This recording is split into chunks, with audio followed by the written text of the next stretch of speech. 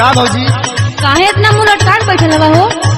का बताई जवन मेहरारू मिल गल न एकदम जिंदगी बेकार। अरे का है?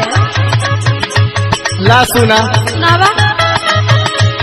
जानती जे आई हमरा जीव के विपतिया ना ले ऐसी भाऊजी, ना ले ऐसी भाऊजी, ऐसन कुहरी में हरिया ना ले ऐसी भाऊजी।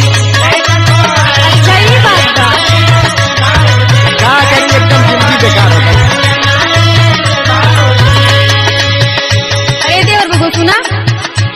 मेहर मेहर पहले रहला मेहर पाई गईला कहला जाला देवरू, कहला जाला देवरू, कल की बतिया दह बताई कहला जाला देवरू।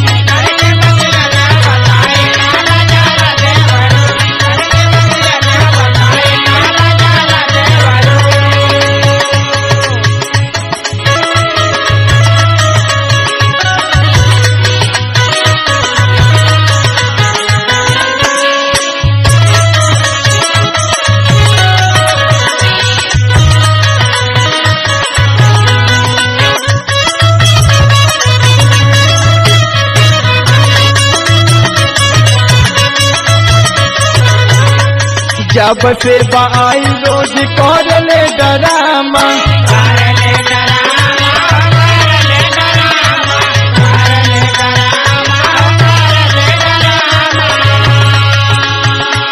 बोलला पे कुछ करे ले मामा।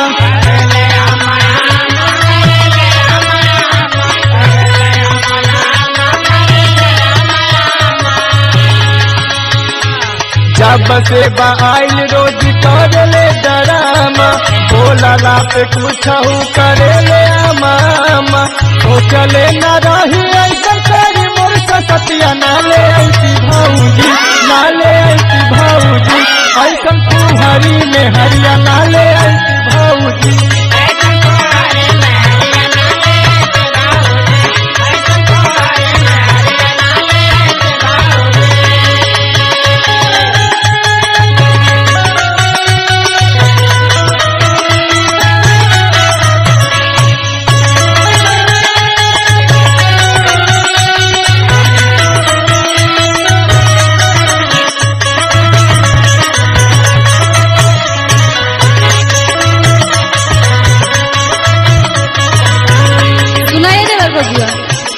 सुनाओ भौजी। तब तो बहुत बोला तालाब का भेल सुना। बाड़े बाड़े बात तू बोला कर रहला हमसे,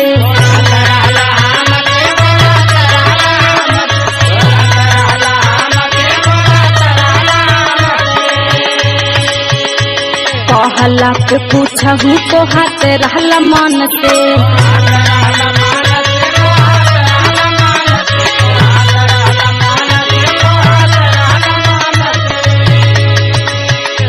बड़े बड़े बात तू बोलाते रहला हमसे, कहला पे पूछहू को हाथ रहला मन से।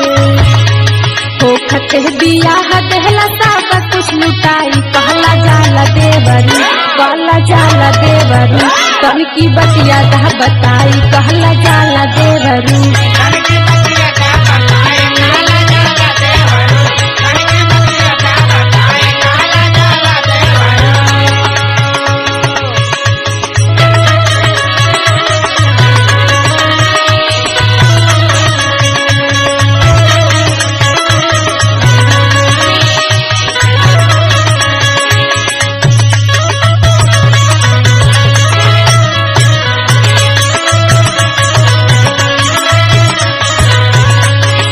और ला सुना भौजी सुनाओ थिला।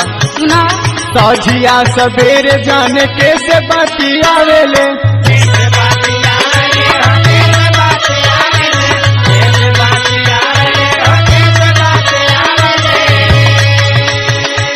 दिन भर मोबाइल में नाच के देखावेले।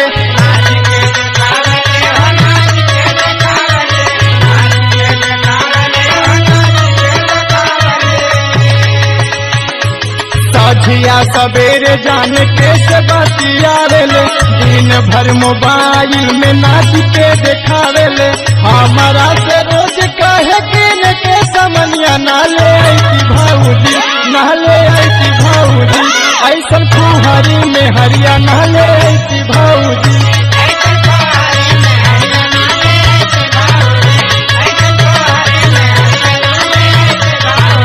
तनकी बतिया दा बताई कहला जाला देवरू ऐसा फुहरी में हरिया